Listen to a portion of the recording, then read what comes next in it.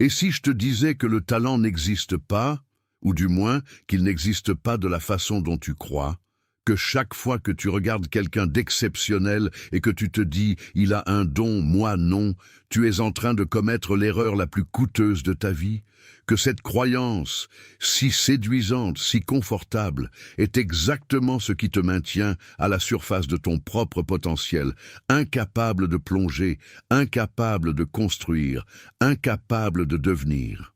Le talent est le plus grand mensonge que la médiocrité ait jamais inventé, et tu y crois depuis si longtemps que tu l'appelles de la lucidité. Reste, parce que ce que tu vas comprendre dans les prochaines minutes va effacer une limite que tu portes depuis des années, une limite qui n'a jamais existé que dans ton esprit.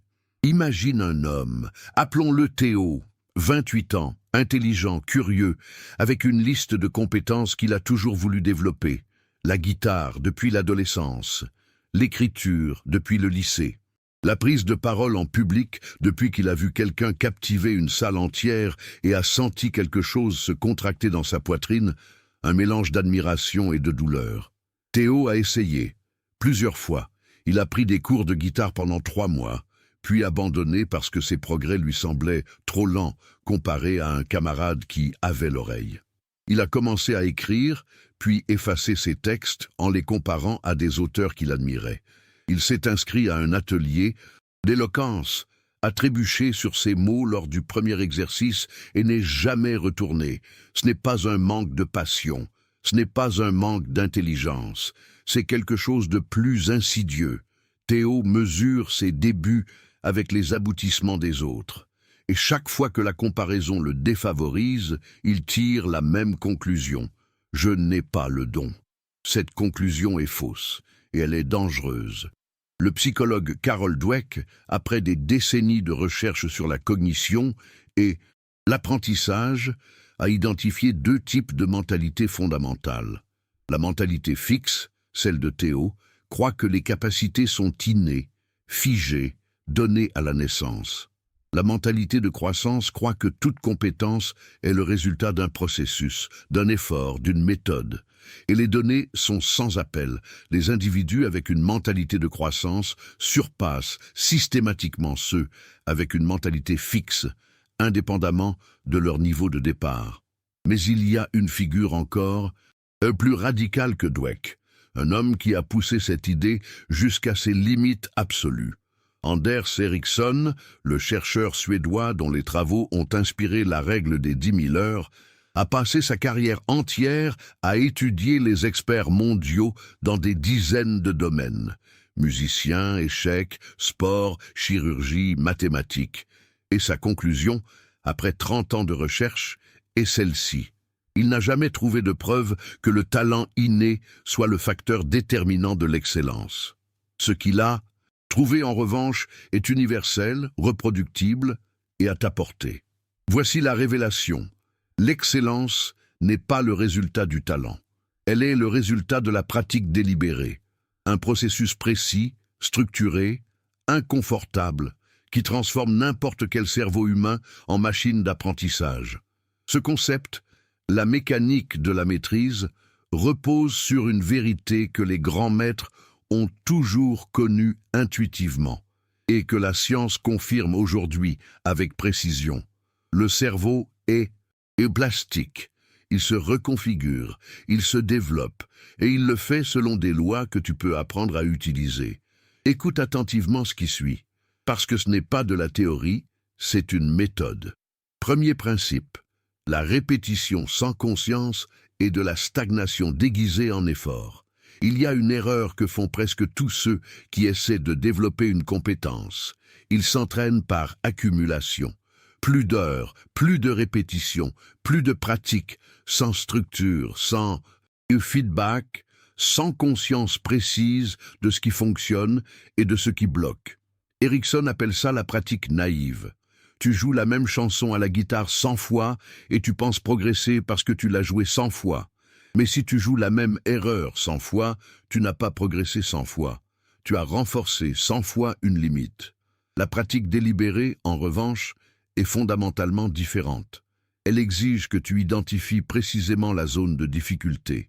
pas ce que tu sais déjà faire, mais exactement ce qui te résiste, et que tu t'y confrontes de façon intentionnelle, répétée, avec un retour immédiat sur ta performance. Les maîtres de shogi japonais, le jeu d'échecs japonais, ne passent pas leurs heures d'entraînement à rejouer des parties qu'ils maîtrisent. Ils étudient obsessionnellement les positions où ils ont perdu. Ils vivent dans leur inconfort. Et c'est précisément cet inconfort qui construit la maîtrise. La question n'est pas « Combien d'heures as-tu travaillé ?» La question est « Dans quelle zone d'inconfort ciblé as-tu travaillé ?» Deuxième principe, la représentation mentale précède la performance physique. Voici quelque chose que les neurosciences ont démontré et qui devrait changer ta façon d'apprendre définitivement.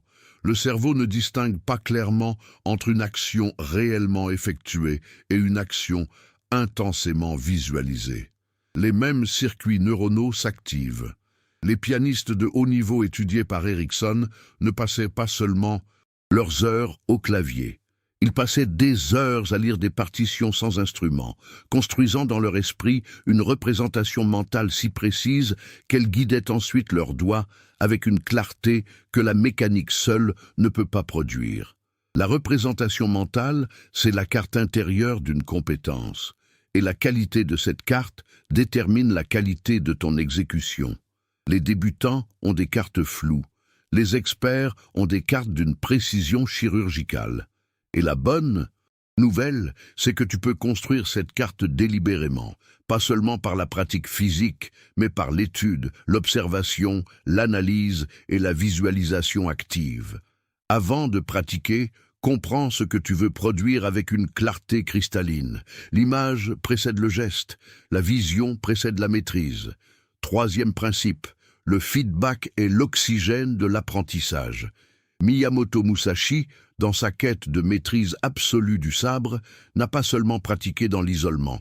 Il a cherché des adversaires qui pouvaient lui montrer ses failles, pas pour le détruire, mais pour le révéler à lui-même.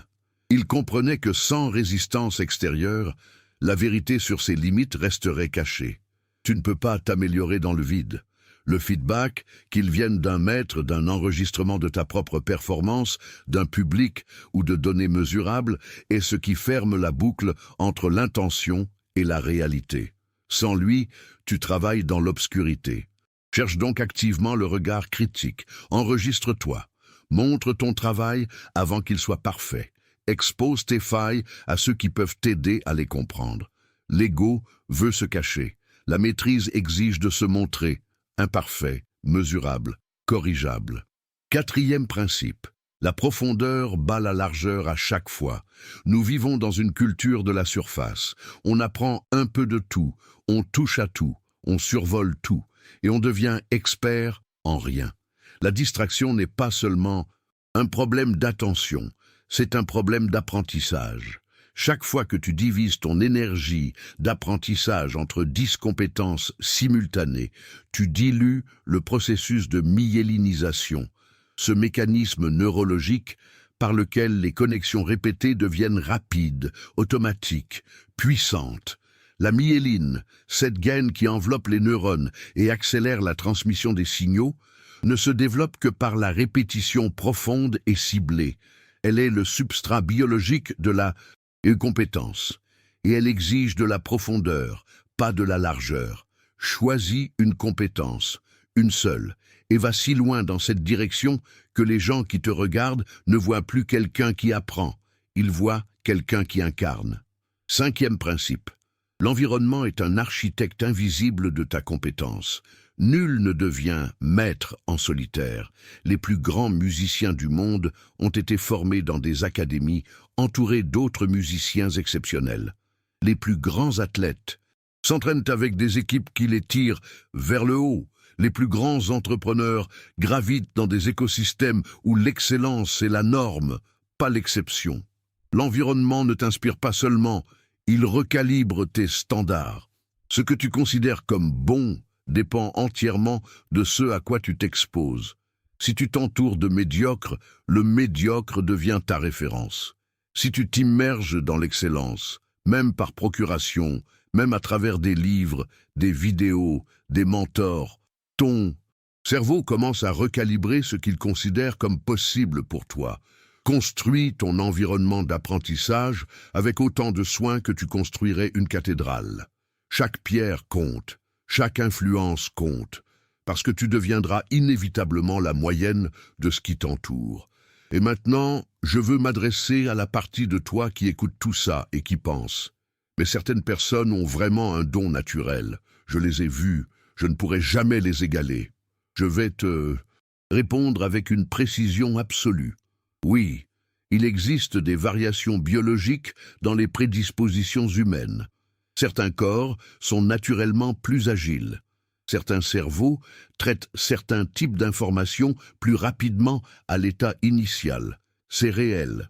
Mais voici ce que la recherche montre sans ambiguïté. Ces avantages initiaux, sans pratique délibérée, s'évaporent, et des individus sans avantage initial apparent, avec une méthode rigoureuse et une persévérance suffisante, atteignent régulièrement des niveaux d'excellence que les talentueux sans méthode n'atteignent jamais. Le talent sans méthode est un capital qui se déprécie. La méthode sans talent est un capital qui s'apprécie. Et le vrai danger, c'est de croire que parce que tu n'as pas le premier, tu n'as pas accès au second. Théo, notre homme du début, il a recommencé. Pas avec plus de talent, avec une méthode différente. Il a arrêté de comparer ses débuts aux aboutissements des autres. Il a identifié précisément ce qui bloquait dans sa guitare. Pas « je joue mal », mais mes transitions entre ces deux accords précis sont inexactes. Et il a travaillé uniquement sur ça pendant 2 semaines. Il a enregistré sa voix pour la première fois, a eu honte, puis a recommencé. Il a rejoint un groupe de prise de parole, a trébuché et est revenu la semaine suivante.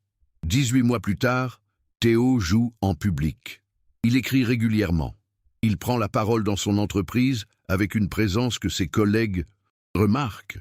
Rien n'a changé dans son ADN, tout a changé dans sa méthode. Voilà ce que j'ai voulu te montrer aujourd'hui. Pas que tout est possible si tu le veux assez fort. Ce genre de slogan vide ne mérite pas ta présence ici. Mais que l'excellence est un processus reproductible, avec des lois précises que tu peux apprendre à utiliser. Le talent est une histoire que les médiocres se racontent pour expliquer pourquoi ils n'essaient plus. La méthode est l'outil que les maîtres utilisent en silence pendant que les autres commentent leurs dons supposés. Épictète ne pouvait pas changer sa naissance en esclavage. Il pouvait choisir la rigueur de sa pensée. Darwin n'était pas le plus brillant de sa génération. Plusieurs de ses contemporains avaient une intelligence supérieure à la sienne, mais il avait une méthode d'observation et d'accumulation de preuves d'une discipline absolue. Et c'est lui dont le monde se souvient. Ce que tu peux devenir n'est pas limité par ce que tu es aujourd'hui. Il est limité uniquement par la précision de ta méthode et la profondeur de ton engagement. Si ces idées ont allumé quelque chose en toi, si tu as senti, même brièvement, que la limite que tu portais n'était peut-être pas aussi réelle qu'elle semblait, alors fais quelque chose de simple maintenant. Dans les commentaires, écris le mot « méthode », pas pour moi, pour marquer le moment où tu as choisi de remplacer l'excuse du talent par la puissance du processus. Et si tu n'es pas encore abonné à cette chaîne, je t'invite à le faire, non pas parce que l'algorithme en a besoin, mais parce que ce que nous construisons ici ensemble, vidéo après vidéo, c'est une philosophie de vie, une façon de penser qui ne se contente pas de t'inspirer, qui te transforme. Abonne-toi, reviens, continue à construire, parce que le talent admire, la méthode, elle, construit.